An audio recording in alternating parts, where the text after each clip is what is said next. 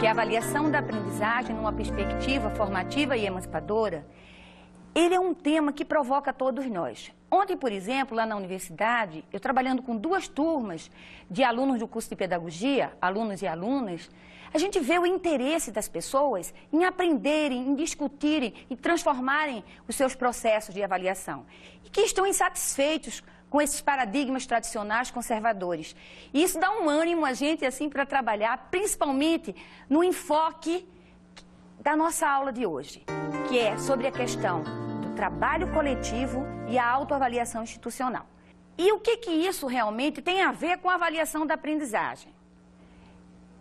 Tem muito a ver com uma questão que a gente vem discutindo ao longo do nosso trabalho. Que questão é essa? Que eu não posso falar numa proposta de avaliação da aprendizagem sem falar numa proposta educacional de escola.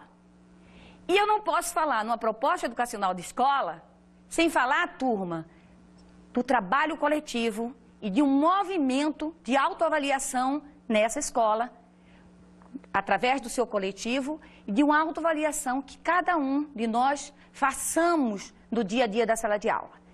Então, vamos chamar os objetivos da aula de hoje. Refletir criticamente sobre o trabalho coletivo na escola. Discutir estratégias para a constituição e o fortalecimento do coletivo pedagógico.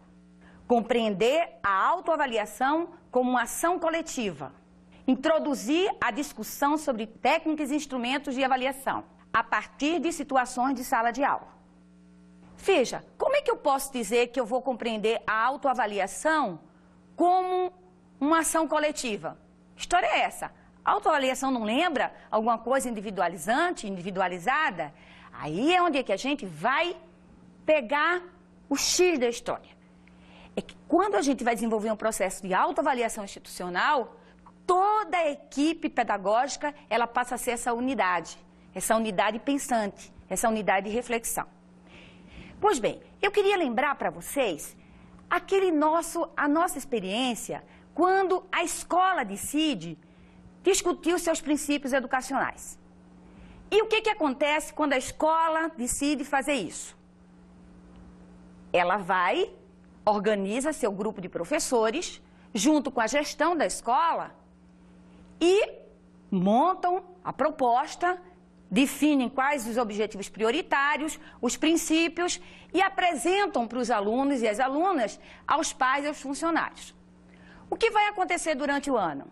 Vai acontecer, gente, que essa proposta pedagógica está mais na cabeça da gente, dos professores, das professoras. E parece que o que acontece com os alunos? Acontece que um pequeno grupo de alunos incorpora a proposta. Grande parte dos alunos fica assim mesmo em cima do muro.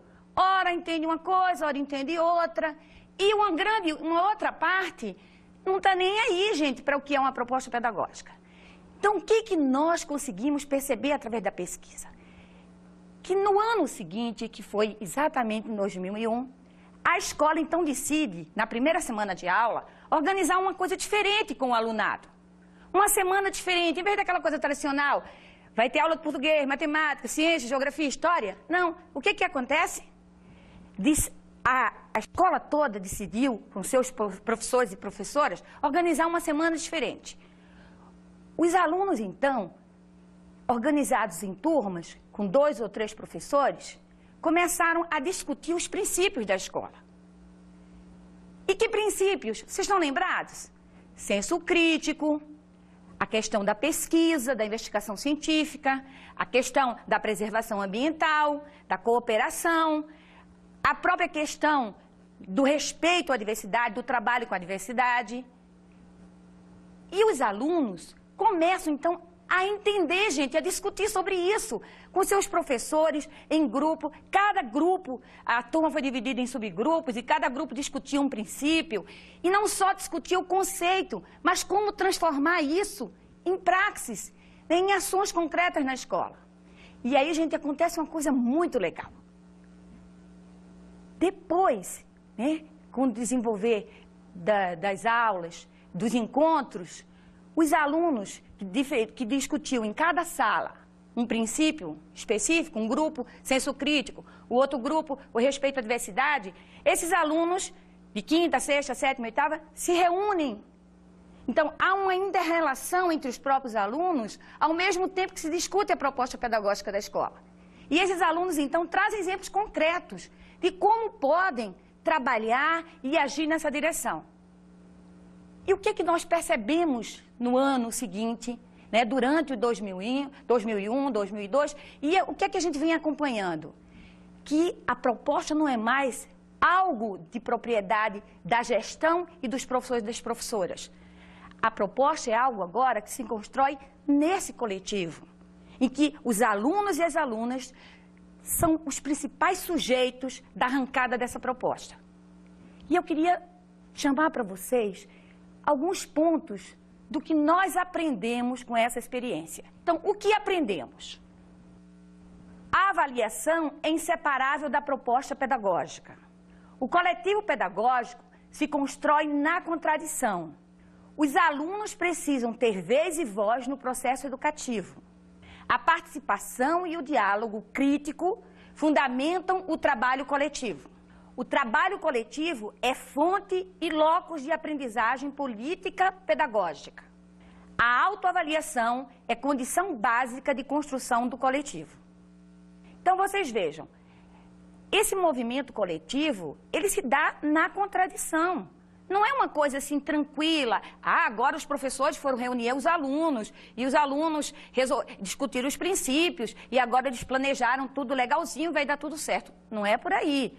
A gente vem insistindo que essa nova proposta, esse novo olhar, a reconstrução, a ressignificação da nossa prática passa pela superação das nossas dificuldades, pelo enfrentamento das contradições e pela cooperação e respeito ao outro. Eu vou aproveitar, gente, e como eu tenho, assim, um pouco de hábito de sempre utilizar uma fábula, uma parábola, para ilustrar as nossas análises, os nossos conteúdos, eu vou contar para vocês, dessa vez, uma fábula de um alazão, de um proprietário de um cavalo bonito, de um rapaz, assim, que tem um carisma muito grande, mas que vivia uma crise. E vamos ver o que acontece nessa fábula. Esse rapaz, ele era muito carismático, muito alegre e muito cheio da grana. E aí ele começou a perceber que os seus colegas, a turma, os seus companheiros e companheiras só gostavam de estar perto dele, assim ele pensava, pelos seus valores materiais. E ele começou a entrar em crise. E aí resolveu tomar uma atitude. Ele disse o seguinte: eu vou pegar o meu cavalo, ele tinha um alazão bonito, assim, né, pelo lustroso, assim, um cavalo bem, assim, possante. Ele disse: eu vou selar o meu cavalo, vou pegar só o que eu achar necessário, algum dinheiro assim para subsistência e vou ganhar mundo. Sabe até que dizem que ele resolveu dar uns passeios lá pelo Nordeste, conhecer aqueles lugares bonitos lá. Não que aqui não seja muito bonito também, mas ele resolveu ganhar mundo. E aí, monta no seu cavalo e começa a trotar e a seguir caminho, a cavalgar. E aí começou a falar: puxa, meu alazão, como eu gostaria de ser compreendido, de arranjar um amigo, de ter alguém do meu lado que não só me quisesse pelo meu dinheiro. E aí cavalgava e falava. Num determinado momento, o cavalo breca assim, para e olha para ele e diz assim: mas eu sou teu amigo, você não me percebe? Eu sempre estive do seu lado. Conversa comigo, pode contar comigo. E aí, esse rapaz assim, vibrando, diz: puxa vida, eu encontrei um amigo, que legal. E aí começa a conversar e começa a falar da vida, dos seus planos. Segue, continua cavalgando e perguntando. E o cavalo parado, e o cavalo nada de falar. E aí ele perguntava, e o alazão nada, gente. E aí ele começa a se irritar. Diz: puxa, meu alazão, você me enganou? Como é que eu acreditei que você fosse meu amigo, conversasse comigo, e agora você não fala nada? Gente, o cavalo dá aquela parada assim, vira para ele e diz assim, sabe, eu não pensei que para ser amigo de alguém, eu precisasse carregá-lo o tempo todo nas costas. Desce, fica do meu lado. Amigo é aquele que está lado a lado, que discute, que conversa, que dialoga, e não que carrega o tempo todo nas costas. Então, gente, essa fábula, né, que até alguns chamam de parábola, na verdade, mas essa fábula vai nos dizer o quê? Que companheiros de trabalho, companheiras e companheiros, precisam estar lutando juntos, compartilhando dificuldades, superando problemas, construindo alternativas. E com relação a isso, um autor chamado José Sérgio Fusari vai nos alertar que para construir um trabalho coletivo na escola, a gente precisa sim enfrentar alguns entraves. Primeiramente, vamos ver o que ele nos alerta, né? Então, a nossa sociedade valoriza e reforça o individualismo nas pessoas.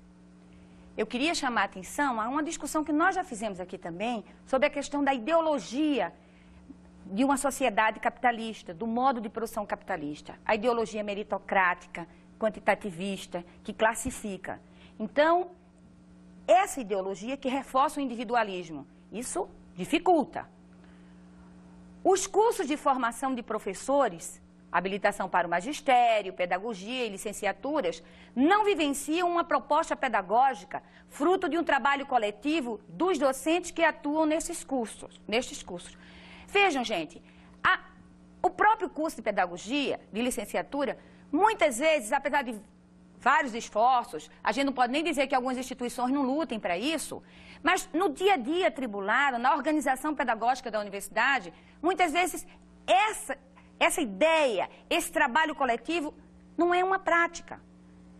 Veja, se a gente que está formando educadores não vivencia isso, como é que a gente quer que esses educadores e essas educadoras na escola desenvolvam um trabalho dessa natureza? Então, precisamos estar alerta para isso. A ausência de um trabalho pedagógico interdisciplinar nos próprios cursos de formação. Isso aqui está reforçando a explicação anterior. Um outro aspecto, que aí nós vamos ver assim, até um conjunto de aspectos relacionados à própria gestão educacional maior e à própria gestão da escola, a organização do trabalho pedagógico da escola. Não existe um trabalho coletivo articulado e coerente nos próprios órgãos que compõem a estrutura da Secretaria da Educação, de Estado da Educação. Outros problemas se somam a esses, como a falta de professores e de professoras nas escolas, a rotatividade, a improvisação. Vocês vejam a dificuldade que tem muitas vezes a própria escola com essa rotatividade. Se quer mais professores qualificados, os professores que permaneçam na escola, isso é uma dificuldade, porque a própria estrutura, faltam professores de determinadas áreas, e isso a gente precisa cobrar das gestões, né? A própria organização pedagógica, alguns aspectos. O calendário escolar não prevê momentos para articulação dos educadores. Os professores têm poucos espaços para refletir, discutir e debater a própria prática com o objetivo de aperfeiçoá-la. Gente, em algumas escolas não só são poucos, não. Às vezes, não existem. O professor entra numa aula, sai noutra, depois sai dessa escola, vai para outra, aquele professor táxi. Então, precisamos mexer na organização do trabalho pedagógico, na organização escolar. Faltam lideranças que coordenem um trabalho coletivo. Pode parecer que a gente está colocando, enfatizando a questão da liderança como algo separado do movimento da escola. Não é isso. Não é que faltam lideranças propositalmente. O próprio trabalho coletivo propicia o aparecimento de pessoas com mais ânimo, mais voltadas para determinadas ações, e essa liderança para determinadas ações também vai aparecer. falta aos professores a vivência de uma proposta de trabalho curricular interdisciplinar, na qual a interdisciplinaridade deixe de ser um conceito abstrato, transformando-se numa proposta pedagógica coletiva, concreta e progressista. Então, essas reflexões que o José Sérgio Fusari apresenta para a gente, muitas vezes coloca em xeque a própria proposta de aprendizagem, o processo de ensino-aprendizagem que acontece em sala de aula. E, consequentemente, o que nós vamos decidir sobre a proposta de avaliação da aprendizagem. E quando a gente abrir o tema da aula de hoje, enfocando o trabalho coletivo e a autoavaliação institucional, é porque todas essas questões, elas fazem parte desse movimento de autoavaliação institucional e de uma avaliação como movimento de análise crítica, de tomada de decisões coletivas na instituição. Então, vamos olhar aqui essa espiral, mais ou menos uma espiral, né? Parece mais até um caracol, assim. Mas o importante é a dinâmica, né, desse processo. Então, vejamos. Imaginem que na nossa escola, a gente conseguiu constituir um grupo de professores e o ideal seria envolver alunos, pais, mas vamos devagarinho. Conseguimos um grupo de professores e professoras e organizamos um coletivo pedagógico. Quero lembrar, quando eu falo professores, professoras, educadores e educadoras, eu envolvo também funcionários e funcionárias da escola. Toda a equipe de trabalho. Esse coletivo pedagógico, ele, com os alunos, o que seria ideal, e com os pais, elabora uma proposta educacional. Chamamos esta proposta de proposta pedagógica, projeto político pedagógico. Ora, nesta proposta educacional vão estar delineados, orientados, os fundamentos teóricos e metodológicos do processo ensino-aprendizagem. Ou eu diria, inclusive, dos processos de ensino e de aprendizagem, um processo de ensinagem, como alguns autores hoje estão chamando. Ora, dentro desse processo de ensino-aprendizagem, precisa estar clara uma proposta de avaliação da aprendizagem. Ora, essa proposta de avaliação, como nós estamos discutindo aqui, ela tem que promover, tem que se transformar numa praxis formativa e emancipadora. Quer dizer, praxis no sentido de transformação, de articulação nos processos de reflexão, ação, transformação. Quer dizer, essa ação modificada, ressignificada. Ora, se eu desenvolvo essa praxis, não só na avaliação, mas em todo o movimento da escola, eu tenho que ter como norte e autoavaliar. A nossa escola realmente está caminhando nessa perspectiva de escola democrática, de escola cidadã? Quer dizer, quais os princípios que estão realmente norteando a escola nessa direção? E aonde é que a gente vai ter um norte maior desses princípios, dessa escola? No projeto de sociedade que nós pensamos, porque a proposta educacional também não se faz no abstrato, ela se faz no concreto. Ora, esse projeto de sociedade que sempre vai exigir um processo de transformação, é que vai sempre estar nos informando. Quais as contradições que precisam ser superadas? Como é que nós precisamos rever a nossa proposta educacional, o nosso trabalho em sala de aula? Então, se a gente pudesse ler e fazer esse movimento ao contrário, eu diria, essa transformação nos possibilita rever esse projeto, rever se essa escola está realmente desenvolvendo um trabalho na direção democrática, me possibilita rever e acompanhar o desenvolvimento da prática pedagógica e verificar se essa praxis realmente acontece, né, é real. Nos possibilita também estar sempre autoavaliando a própria avaliação, quer dizer, desenvolvendo uma meta-avaliação, revendo o próprio processo de ensino-aprendizagem, a nossa proposta educacional, e aí nos perguntando, gente, como é que anda o nosso coletivo?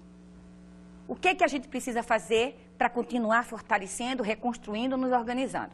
E aí, o professor José Sérgio Fusari, quando discute a questão da organização do trabalho pedagógico, a questão do planejamento de ensino, a questão das propostas de aprendizagem, ele nos apresenta várias ideias sobre como desencadear esse processo. E eu vou trazer para vocês algumas ideias do professor Fusari a respeito desse tema, destacando aquelas questões mais específicas a respeito da avaliação, ou eu diria da autoavaliação institucional, tomando como norte a organização do trabalho pedagógico na escola. O primeiro ponto que ele nos chama a atenção: é preciso o mínimo de avaliação do ano anterior. Quais foram os problemas básicos enfrentados no ano ou semestre letivo anterior que nos impediram de realizar um trabalho pedagógico de melhor qualidade? Quais foram os índices de evasão e retenção na nossa escola? Existem dados acerca da qualidade do ensino e da aprendizagem na nossa unidade? Quais são as dificuldades básicas que os docentes enfrentam nas salas de aula?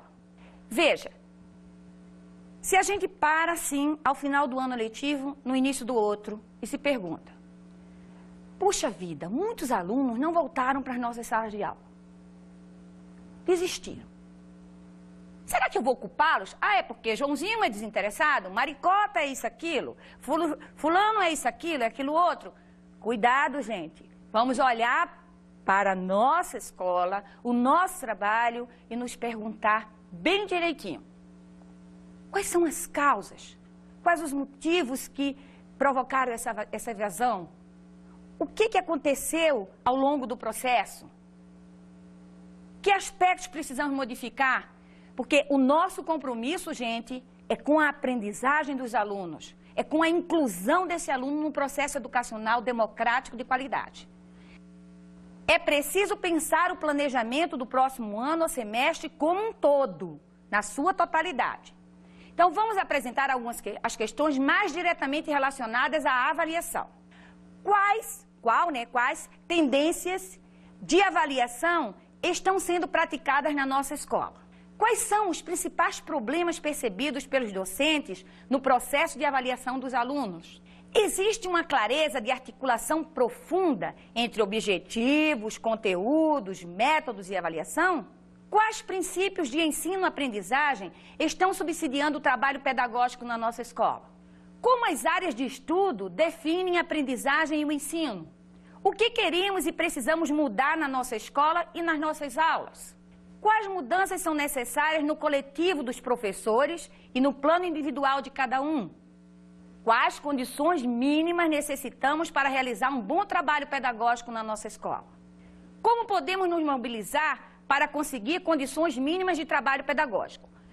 Vocês perceberam que há uma articulação entre objetivos, conteúdos, a proposta, mas a pergunta maior de tudo isso é: o que estamos fazendo para qualificar essa educação na nossa escola, para garantir a aprendizagem dos nossos alunos? E aí, não podemos ficar muito no abstrato. A gente precisa, sobretudo, estar sempre olhando os fundamentos teóricos e a prática, realimentando essa fundamentação teórica que nos faz ressignificar e transformar a nossa prática. Vamos ver ainda algumas contribuições do Fusari. Existe alguma iniciativa da escola no sentido de avaliar o seu trabalho como um todo? Os diferentes cursos e áreas de estudo e disciplina se autoavaliam sistematicamente? Os alunos avaliam a escola como um todo, e em especial o processo de ensino-aprendizagem? E aí ele conclui, assim, com o último tópico, que com vários desdobramentos, várias questões, mas ele diz assim: é preciso pensar na elaboração da proposta educacional da escola e seus desdobramentos em planos de ensino e planos de aula. Eu tenho muita prática de escola. Olha que de Manaus até Criciúma, em Santa Catarina, eu já passei por esse Brasil todo. E o que eu percebo é quando os professores e as professoras sentem que, ao refletirem juntos, decidirem juntos, avaliarem realmente com responsabilidade, a escola melhora e os alunos e as alunas ficam mais engajados no trabalho, isso fortalece e dá força ao nosso trabalho. Então, esse coletivo pensante constrói essas questões. Ele dá esses exemplos, né? Mas a gente vai criar outros, dependendo da dinâmica da prática. E eu queria mostrar para vocês, um pouquinho agora, como essa discussão de avaliação da aprendizagem numa perspectiva formativa e emancipadora não se desloca e não se descola da discussão maior da proposta educacional da escola e como isso acontece na prática cotidiana em sala de aula. Nas minhas andanças por aí, nas pesquisas que eu trabalho, eu destaquei 2 depoimentos, um de uma aluna, se chama Cíntia, fictício, os nomes são fictícios, de uma 3ª série do ensino fundamental. Esse depoimento eu colhi já no final do ano em curso. Bem recente, esses depoimentos não foram de 10, 15 anos atrás, né? 2 anos para cá, no máximo, 1 ano e meio, por exemplo. E um outro depoimento de um aluno, também o nome fictício, Pedro, que estava concluindo a 2ª série. Quer dizer, ele já tinha terminado, estava no final do ano, e eu tive a possibilidade de conversar com ele e perguntar sobre como é que ele era trabalhado, como ele mesmo sentia o trabalho de avaliação na escola. Conversei com ele sobre o que se pensava de avaliação, o que ele pensava sobre isso. Vamos escutar. Acho que é importante, assim, a gente ouvir um pouco o que essas crianças, né, que no caso são crianças representando outras crianças, têm a nos dizer sobre as suas experiências de avaliação em sala de aula e depois vamos fazer uma reflexão a partir disso. Vamos ver? Eu não gosto de fazer redação. É ruim. Eu fico muito triste. A tia entrega a redação da gente. Eu erro muito. Um dia, eu até contei, eram 50 marquinhas vermelhas. A tia diz que eu preciso me esforçar mais para aprender e não errar tanto. Eu não sei mais o que fazer. Eu me esforço para valer. Eu queria saber fazer uma boa redação para agradar a minha professora. Eu gosto muito dela, mas tenho medo de ser reprovada. Eu adoro ser avaliado. É muito legal. Eu gosto quando Cristina me pergunta: Pedro, como você chegou a essa resposta? Aí eu conto pra ela e pros meus colegas. Sabe, tem vezes que eu erro, mas ela não briga. Ela ajuda a gente a fazer o certo. Ela fica muito alegre quando a gente aprende. Eu não tenho medo de errar. Ela sempre diz: se vocês erram é porque vocês tentaram fazer o exercício. Estão aprendendo a pensar diferente. Quem nunca errou é porque nunca escolheu fazer melhor. A prof faz muitos desafios. A gente até brinca de inventar várias soluções para os problemas. Eu gosto disso. Todo mundo quer mostrar o jeito que fez a tarefa. Na verdade, o que esses 2 depoimentos nos provocam e nos trazem, assim, vários conteúdos para reflexão? Vejam, o que a Cíntia nos diz? Que ela não gosta de fazer essa tal de redação.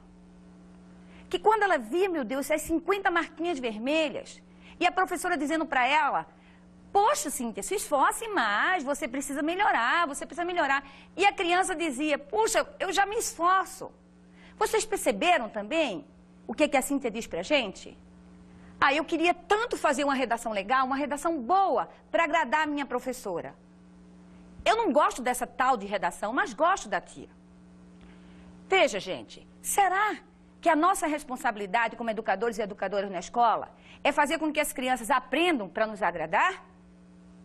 Ou a gente precisa colaborar com a formação plena dessas crianças? As aprendizagens significativas. Qual o significado dessa redação, dessa reprodução, dessa repetição dessa criança e da professora corrigir e ficar apontando o erro?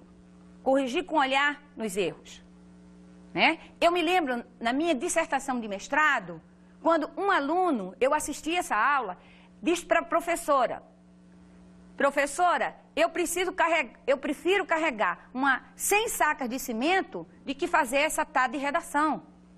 Então, vocês vão ter vários cursos aí e várias reflexões sobre a área de língua portuguesa, o ensino de língua portuguesa. Eu acho que esse é um ponto fundamental. E o que nos diz, nos provoca o depoimento do Pedro? Ora, o Pedro, ele gosta de ser avaliado, ele deseja, porque a avaliação ajuda o professor e o ajuda a refletir sobre o seu próprio processo de aprendizagem. Quer dizer, a professora desafia, diz para eles: olha, gente, não tenham medo de errar, porque o erro faz parte da aprendizagem. Quem não arrisca, não enfrenta desafios, não vai errar, mas também não vai poder criar coisas novas. E e a própria participação dos colegas nesse processo avaliativo anima, né, fortalece, abre horizonte para o processo de aprendizagem. Passos de uma caminhada para uma avaliação formativa e emancipadora.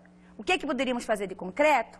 Então, vamos ver algumas pistas e aí trazendo um pouquinho também, articulando também com as próprias contribuições do Fusari e das nossas próprias experiências. Precisamos fazer autoavaliação da formação de cada profissional. Não só da formação de cada profissional, ou seja, do coletivo que a gente trabalha, mas da gente. Como é que a gente compreende, como é que a gente estuda, qual as nossas áreas de domínio, né? Porque para poder, então, compreender o nosso processo de aprendizagem e compreender também e ajudar a criança a compreender o seu próprio processo de aprendizagem. De um diálogo crítico sobre o processo de construção do conhecimento e as aprendizagens dos alunos e das alunas. Escolha dos focos e eixos da avaliação e construção dos referentes avaliativos. Análise do papel e função do erro na aprendizagem e na avaliação. Garantia da variabilidade didática no ensino e na avaliação. Articulação entre os planos de ensino e a metodologia da avaliação. A aprendizagem da observação compartilhada. Ou eu diria para vocês, compartilhar, trabalhar juntos para melhor observar. E vamos às nossas dicas de estudo.